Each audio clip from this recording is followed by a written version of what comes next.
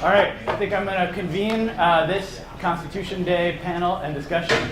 We're trying for a tight 1 hour timeline today, which means 2.5 really good talks on the half.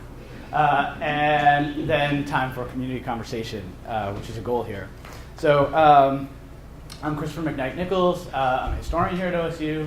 I'm also the director of the Center for the Humanities, but I'm wearing my hat today as director of the Citizenship and Crisis Initiative, which is over there. Check out our website. Part of what we do is help orchestrate a year-long series of events, interdisciplinary panels and conversations, film viewings, and all sorts of things, and we always start by kicking off with Constitution Day.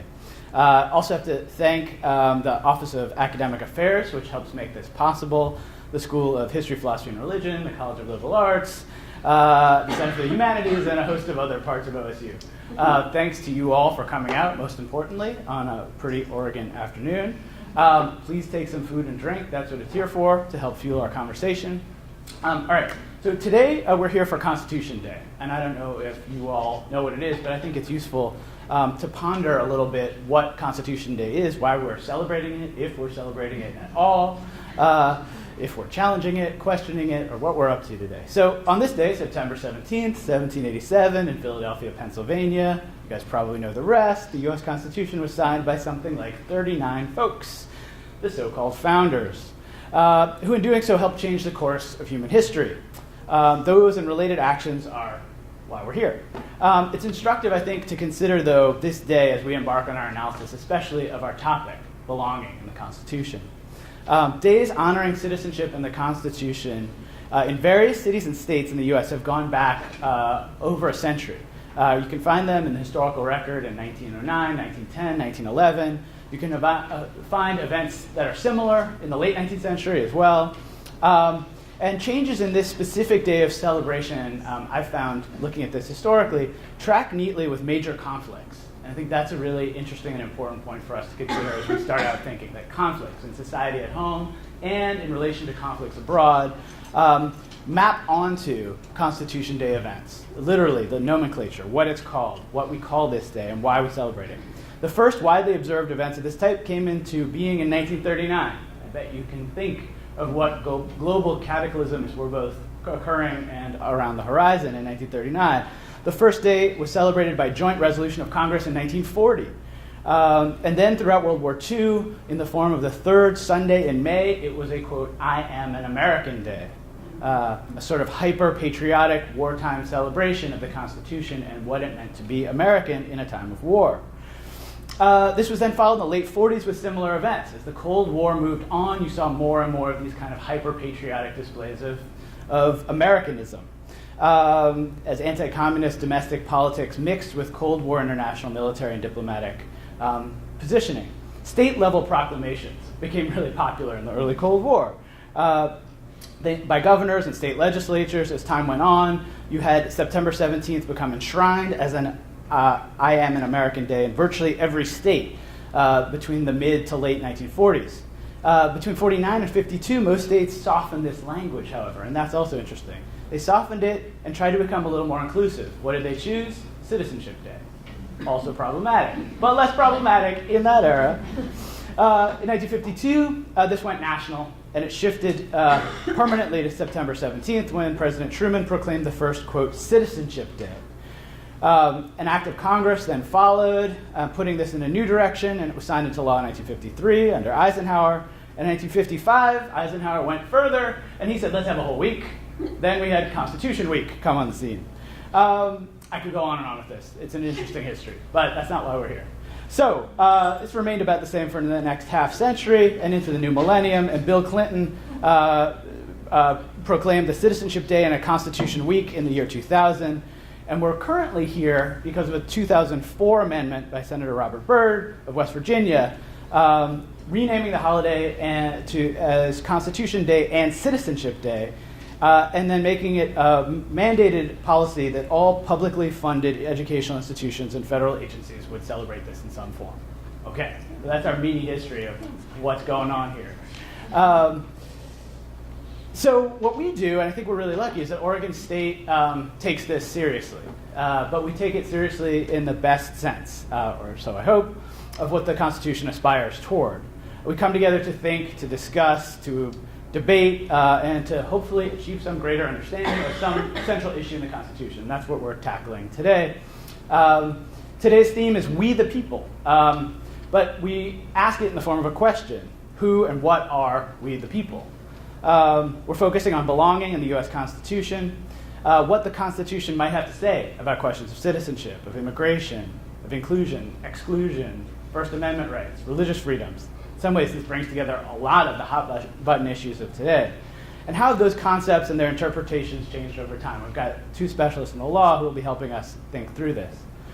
Unfortunately, Professor Joseph Orozco is unable to be here with us, so I thought I'd start us off with a few other questions to get us going, some framing, and then hand it over to my esteemed colleagues. So, to warm us up and get us thinking a bit and engaged, I wanted to ask, so what's belonging? I think both of our panelists will talk a little bit about this. What does that concept mean? How does it connect an individual to a collective, a person to a state? Is the state important in belonging, or is it not so significant? How about democracy? Do you have to belong to be a member of a democratic community? Do you have to be a citizen to belong? Can you not belong but have rights and responsibilities of citizenship? What do you think, who do you think was the primary audience of the Constitution, or even the Declaration of Independence?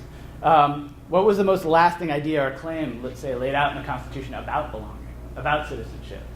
And the fundamental irony, if you study this at all, is that the Constitution is indecisive, is very fuzzy about what it means to be a citizen.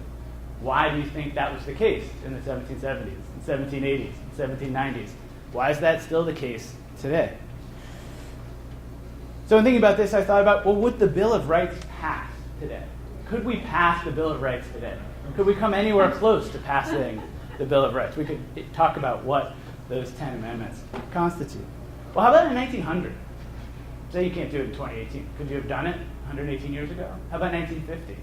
How do those moments of conflict and crisis intersect with whether or not we should think about constitutional rights in the way that, say, the founders did or people in other eras did? What's changed in the intervening decades and centuries to make so many of the individual and collective rights and protections seem more radical today? Why do they seem so radical to us?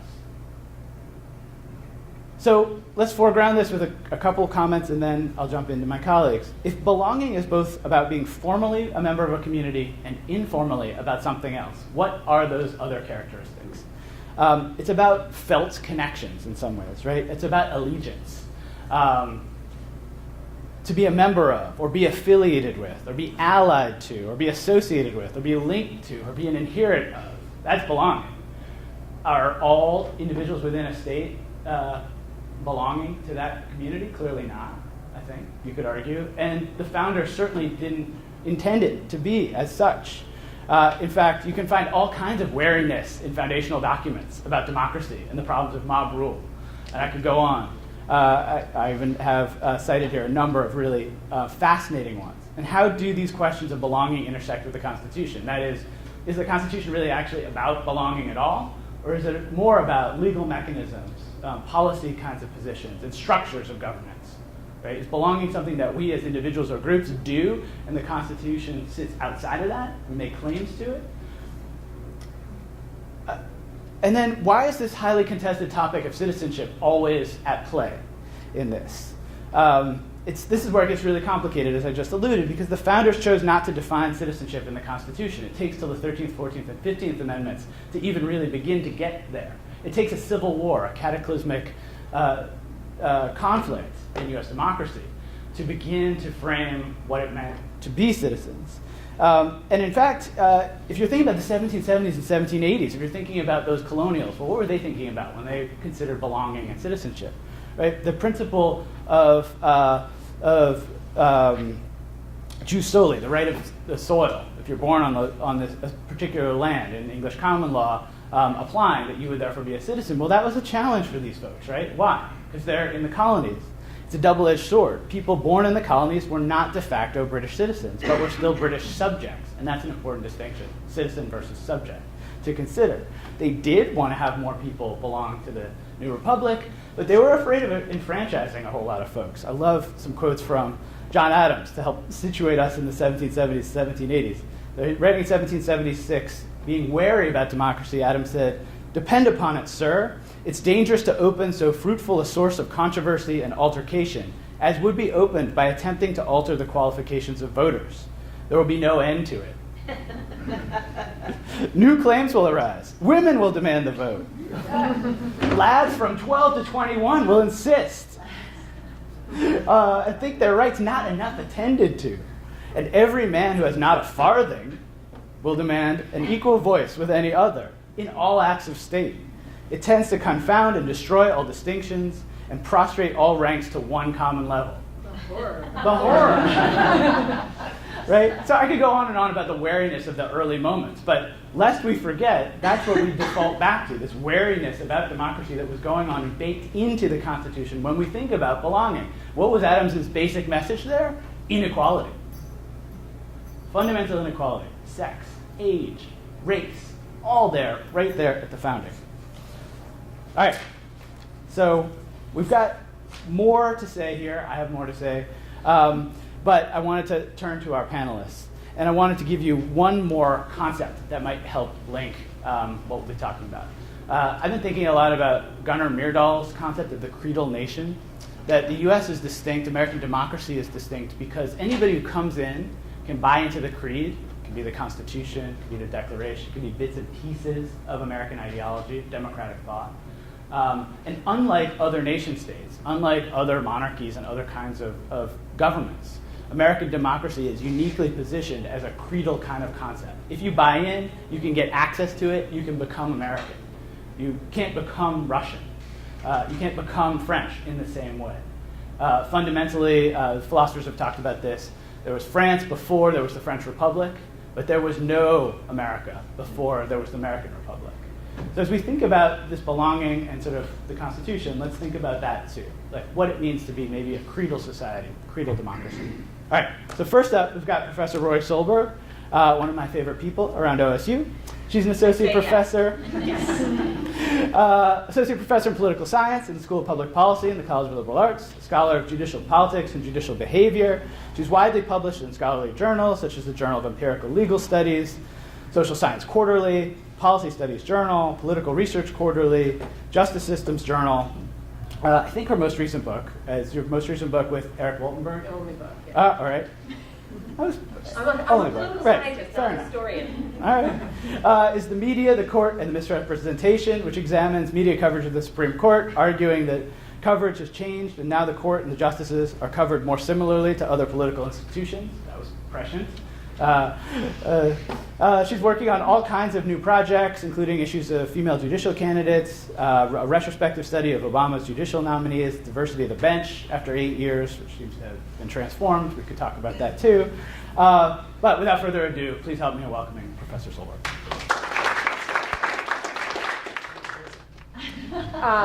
So I'm sure if Joseph were able to be here, he would have, his comments would align perfectly with what you've done versus mine that's just going to go wherever my brain took me. But first, I'd like to thank Professor Nichols for once again inviting me to participate. In our annual Constitution Day, it's really kind of becoming a tradition for me, and the conversations we have here tend to sort of kick off my term pretty nicely, so I kind of miss them in winter and spring. So we should probably do something to make sure. Constitution term, I don't know. Particularly this term where I actually do teach constitutional law. This year, as Professor Nichols mentioned, we're focusing on immigration, citizenship, inclusion, and exclusion over time. And, that email came in and I thought, where am I going to go with this? But finally, one idea really kind of bubbled to the surface. And as Professor Nichols said, I do study judicial politics. I teach both Introduction to American Government, a lot, and constitutional law. And really, I started to think about how all of these things intersect and kind of come to a point, or I can come to a point that really deals with our current context and some of the questions a lot of people have about our Constitution, how we interpret it, and some of the immigration, inclusion, and exclusion policies that we have these days. So first, I want to talk a little bit about the idea of citizenship in our nation and how it aligns with the Constitution and constitutional law. And it's a little bit complex, but I'm going to try to do this in my short period of time. So Professor Nichols made a lot of good points about citizenship, but when we start thinking about how the Constitution actually looks at citizenship, well, as citizens of our nation, those of us who are citizens, we have certain rights, protections, and privileges that are outlined in the Constitution. Additionally, as citizens of our states, we may have additional rights, protections, and privileges.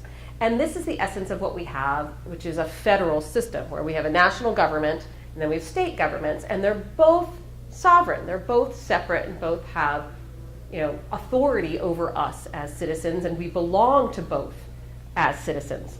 So we have a powerful national government that has, pretty much complete authority over the limited areas granted under the Constitution. So if you look to the areas that are received to the federal government, they're supreme there, right? So governance, policy, politics listed in the Constitution, that's the national government. And then we have our states and any other local governments approved by our states, like counties, cities, and towns, that have control over all the remaining areas, things that aren't outlined in the Constitution. It's embodied mostly by Amendment 9 in the Constitution that tells us anything not given to the national government is given back to the states and or Amendment 10, the people. So states and local governments can provide additional or greater protections and rights than the national government does. So the basic structure of power and government in our nation is really about inclusion and exclusion, right? What is included for the federal government and what is excluded, both for the federal government and the states. Maybe not the inclusion and exclusion Professor Nichols was talking about, but sometimes my brain works differently. Now, immigration and citizenship are areas the Constitution reserves to the federal government or the national government. Article 1, Section 8 of the Constitution gives Congress, among many other powers, the power to, quote, establish a uniform rule of naturalization. And so the federal government clearly has the power to determine the rules of citizenship. Who is and who is not a citizen, who gets to be included, and how someone can become a citizen, right? How someone can buy in, so to speak. Control over immigration, who can come into our nation and stay, and under what conditions, is also a national power. It's not as clearly delegated to the national government as citizenship, but through many Supreme Court cases, the justices have noted that control over the boundaries or borders of a nation is an inherent power of a sovereign. If you are a government of a nation, you have this power. And we can trace this line of constitutional interpretation back to the Chinese exclusion cases of 1889, where then Justice Field wrote that the government of the United States, through the action of the legislative department, can exclude aliens from its territory is a proposition which we do not think open to controversy. Right? Jurisdiction over its own territory to that extent is an incident of every independent nation. It is a part of its independence. And he cites then more from Chief Justice John Marshall from an 1812 case for additional support for this proposition. So really going all the way back to the founding, it was an indisputable proposition that the national government would get to determine who can come in and leave our nation. Okay? So the idea that the national government controls immigration is settled law. I know that term has been bandied about for various reasons lately and doesn't seem to mean what it's supposed to, but in this instance it does mean settled law. We're not going to see a big overturning of this proposition.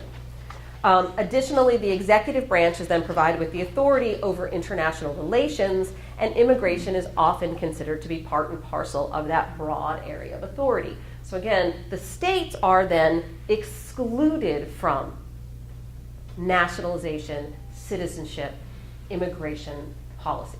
Okay? So when the federal government is delegated authority over an area, again, states and localities are excluded. right? In constitutional parlance, we call this preemption. The states are preempted from acting in these areas. So for example, when Arizona tried to enact some laws in 2010 that made it a crime to be unlawfully present in the United States, made it a crime to seek work if you were not in the country legally, and allowed the arrest of suspected undocumented individuals without a warrant, the Supreme Court struck down those provisions. Arizona, you do not have the power to enact immigration policy. This is a federal area. Okay? Only the United States government gets to decide who is legally included and excluded and how we will deal with those processes. To the court, it didn't matter if there was popular support for the laws, or that the U.S. government might have liked the laws, or that the U.S. government wasn't doing enough, according to Arizona, to police those borders. The Constitution clearly distributes this power to the federal government, and then only the federal government then can act. The states, unless invited, are pretty much excluded. Make sense? Yes? No? Awesome. See? Setting on the right foot for the term. Making sense. Okay. So if this is the case, then as many of my students ask, how can states and cities declare themselves sanctuaries? Right? How do they have this power given everything I just said? States don't have power to make immigration policy. So how can they be sanctuary states, sanctuary cities, sanctuary universities? Well, I did note that states and cities can offer greater protection than the Constitution affords. For example, the Equal Protection Clause has been interpreted to prevent states from making laws that discriminate based upon race and gender. States and cities can also implement policies and protections based upon sexual orientation, even though the Constitution doesn't expand in that direction, and probably won't, given current events. Sorry. Can't help it. Right? But that is very different than sanctuary cities because there are laws governing immigration. So what's the answer? Okay, and here's a spoiler alert. There's a little bit of irony that I know some people in this audience will enjoy greatly.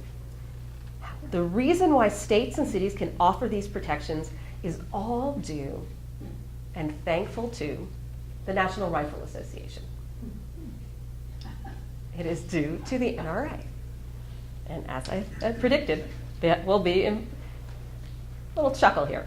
So why? Because back in 1993, President Bill Clinton signed into law the Brady Handgun Violence Prevention Act, nicknamed the Brady Bill, which instituted a national background check system for firearm sales. The purpose of the check was to prevent someone that was not legally allowed to own a gun from buying one. However, the federal government wasn't quite ready to take care of the checks yet. In fact, the National Instant Criminal Background Check System, or NICS, was not required to go into effect until 1998. So the federal government had 5 years to get their crap together. In the interim, the Brady Bill required handgun sellers to obtain a sworn statement from purchasers that they were not ineligible and to do identification checks. That paperwork was then supposed to be sent to chief law enforcement officers of the purchaser's residence, who was instructed to, quote, make a reasonable effort to ascertain within 5 business days whether the receipt or possession would be in violation of the law. So federal law then said, okay, we're not ready to do our background checks, so sheriff, you do them for us, right? This provision was challenged by the NRA as an overreach of federal power. The argument, and the one accepted by the Supreme Court in a case called Prince versus United States in 1997, was that while the federal government has a great deal of power, it does not have the power to commandeer state law enforcement. Right? Federal government, you have all the power in your sphere, but only in your sphere.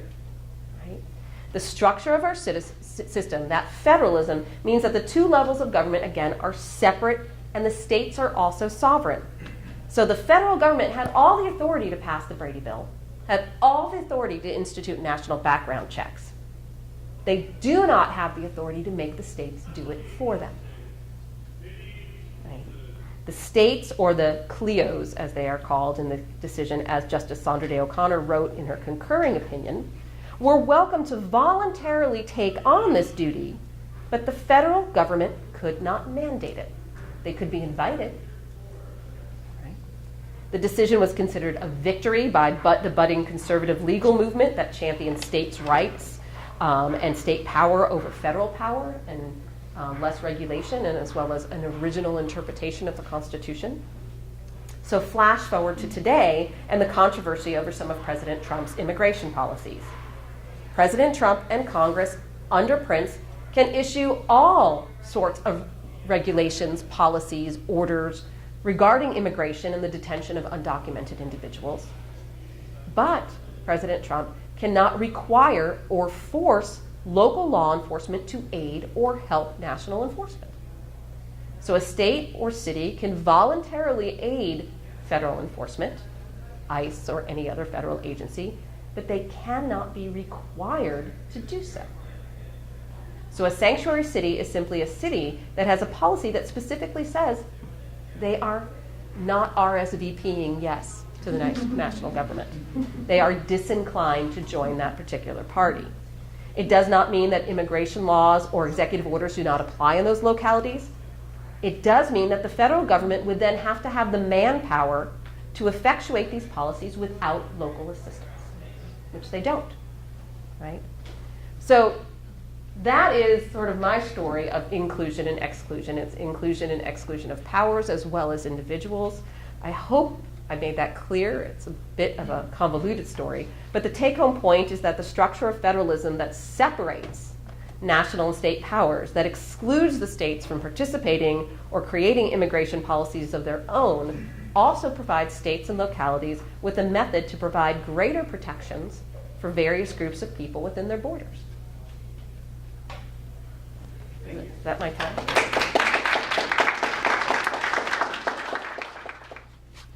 So next up we have Professor Inara Scott, Associate Professor in OSU's College of Business. Professor Scott practiced law for over a decade before joining the faculty at OSU. In private practice, she represented clients on matters including general corporate environmental business law, before specializing in energy law and utility regulation, among other specializations. Her research at OSU centers on sustainable business, clean energy, the electric power system, legal and policy implications of climate change, and she's also been working more recently on sanctuary concepts and on religious freedom, with one notable recent publication being Sanctuary Corporations, Time for Liberal Corporations to Get Religion. And you can follow her on Twitter at New Energy Prof, which is a great handle. Please help me in welcoming Professor.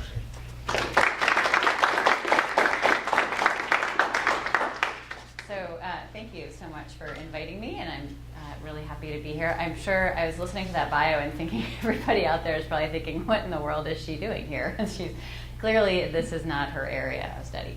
And I did come to constitutional law in a little bit of a backwards way. So when I was in law school, as mentioned, I was doing environmental law, and I was looking at all these sort of really interesting energy issues. And I am on the faculty in the business school. And you know, as many of you, I think, I started to get really interested in more of the constitutional issues, particularly issues around religion and the Constitution, because it's all around us right now, right? Like when we look around at what the hot button issues are and what gets us excited when we, you know, sort of think about what's going to happen with the Supreme Court. I don't know, how many of you are following Kavanaugh right now, right? Like, wow, we care, right? This is extremely important to us. How many of you know the name Merrick Garland? You know, like, wow. So these issues, I think, really are the issues of our day. What's going to happen with our Supreme Court, what it's going to look like, and how that's going to change this notion of who belongs and who doesn't belong in our society. So as mentioned, I have this article that I did looking at this concept of sanctuary corporations. And like I said, I came into this a little bit of a backwards way, which was to say, I started looking around at what was happening in the country and what was happening with our politics. And when we think about freedom of religion, we very often think about freedom of religion from sort of a conservative perspective. We think about what conservative religions have fought for, which is the right to be excluded from certain laws. And I started thinking of that from the reverse. Like, is there some way that, there are a lot of other religions out there, there's a lot of other religious traditions. What would it look like if a liberal person or a liberal corporation even were to try to exercise some of these religious rights? So we'll talk about that a little bit more in a second, but I'm going to back up first and do a little audience participation here. So I'm going to ask you a couple of questions. How many of you think that I should be able to sacrifice a child because my religion tells me I should? Okay, let the record show no one would go for that. Okay. I feel like I could be a stenographer. I was a lawyer. I don't get to be in court anymore, so this is really fun. Okay, so how many of you think that if the government decided it was a good idea, that I should be forced to wear a burqa or some other kind of garb as a female, that as a woman I should have to cover my body? How many think that I should be able to be forced to do that? Okay, I got nobody wants to do that. How many, I got a couple more. How many of you think that the government should be able to force me to serve gay people at my place of business? Okay, I got more hands on that one, right? So we're pretty confident, right? No sacrificing children, but we're also, maybe like, maybe we do want some limits on religious freedom, right? So I think the point of that is to just say this is really hard. And religious freedom is not absolute. And I think when we look at the Constitution and we think about what does the Constitution say about belonging or not belonging, we tend to think there's an answer. And we have, we revere the Constitution, and there it is. We've got our little pocket constitutions we carry around. People talk about originalism, like I'm going to be able to go back, to the beginning and answer questions based on this sort of sacred text. But the truth is that these questions are always really hard, and there probably isn't going to be a singular answer to these questions, which is why these kind of conversations are so important. So I'm going to back up just a little bit and explain a little bit more about freedom of religion, because I just think it's a fun topic to kind of get into a little bit. So how does this stuff work, right? I don't know how far we are removed from our constitutional law classes, but we've got all these rights in the Bill of Rights. We've got this freedom of speech stuff. We've got this freedom of religion. And clearly they're not absolute. I can't sacrifice a child. I can't yell fire in a crowded building. And on the other hand, we're pretty sure that there are places that you can't go, because it does say right in there, it just says, Congress shall make no law abridging the freedom of speech and of the press or establishment of religion. So we've certainly got these protections. They're not just sort of laws. They're bigger than that. And so when the Supreme Court and courts look at these questions, what they have to try to do is figure out, okay, we know these things aren't absolute. How do we answer these questions? What rules do we create to use to answer these questions by? And it's really complicated. And you'd like to think, I could answer whether, that question about whether I can be required to wear, a burqa to work, because I can just go to the laws or maybe court cases or whatever, and I could answer these questions that way. And in reality, it gets really complicated because courts have created all these different tests. There's strict scrutiny. There's intermediate scrutiny. There's rational basis scrutiny. There's the Second Amendment, which is kind of weird and it's in its own little world. And so all of these different ways that judges have of interpreting this law should be a signal to us that those ways can be different depending on who is on the court. And what that means is that our definitions of who belongs and who has rights is going to change. And so we're at a crossroads right now if we look at where the law is right now. And I'll just go back to that question, who should I be required to serve in my place of business? That's an area of contention. We don't know yet what the constitutional answer to that question is. You all might think, you have your answer, right? And we don't know. We don't have a Supreme Court opinion on this yet. So you've probably heard of this case involving the Masterpiece Cake Shop. In that case, the question was whether a baker could be required to bake a cake for a gay wedding. We've had similar other cases that have come up, most of them involving gay marriage, but we don't have a singular answer to those questions yet. And so as we move forward, we're really at this crossroads of saying, okay, we've made some decisions constitutionally. We've decided that race is sort of off the table when it comes to religious freedom. So you can't prohibit a black person from coming into your restaurant because your religion says I don't serve black people. There was a case involving a barbecue in North Carolina, and the court said, no, I'm sorry, the Civil Rights Act, compelling piece of government legislation, we get that you have your religious freedom, but the compelling interest in equality of racial access is more important to that. It trumps that. And so, okay, so we've got that. Race is sort of off the table, but where does sexual orientation lie? Where does gender identity lie? We don't have the answers to those questions yet. So part of what I do as a legal scholar is to say, well, so we can look historically, right? Let's look at the cases and try to decide what the right answers to those questions are. But then I think there's also, we have to take on this question of who are we as a country and as a community? Because we're not going to find the answers right there.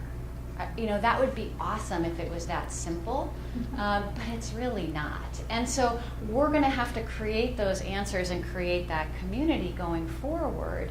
And that involves everybody being involved. If we cede control of that and say, well, I guess that's just for the Supreme Court to decide, right? We're giving up control of that and assuming that there is a right answer instead of maybe looking to say those answers are determined by how we act as a community and how we influence that process. So I think, and I'll just close, I think it is naive at best to suggest that we have all of the answers or that our judges have all of the answers. And we like to think, there's lots of people love to quote, I think it was it Alito or Roberts who said in their confirmation hearings, I think it was Roberts, I'm just an umpire and I'm calling it, right? Kavanaugh also, everybody says that now, right? I'm just calling it like, I'm supposed to call the rules of the game. It's really a lot more complicated than that, I'm sorry to say. That would be great. That would make it really easy. But I think that we have to recognize that it is a lot more complicated than that. And so I think that what is called for, and I love having this right here, is greater participation, greater citizenship, greater activism by all of us to get involved in creating that understanding of what it means to be a citizen, what it means to be included, and what we decide are those fundamental rights that are protected by that document over there. Sure. That what Professor Scott is talking about also is empowering in that the courts will interpret the Constitution, but we can also, by having conversations and coming to a general agreement beyond the courts or instead of the courts of what equality means, what inclusion is, what exclusion is, those will filter up and affect the courts and how they look and determine the Constitution. So it's not it's an important conversation to have on many levels. Consider the Adams quote that I began with, right? That having excluded younger people, women, obviously by race, that was the belonging of the foundational moment, and that's how much it's changed in terms of the consensus of the people. Not a clear, perfect consensus. But the point of this, our whole event, is to get your thoughts too, because the Constitution is nothing if not a vehicle designed to empower the people. So please help me in thanking our panelists, and then we'll jump into some conversation.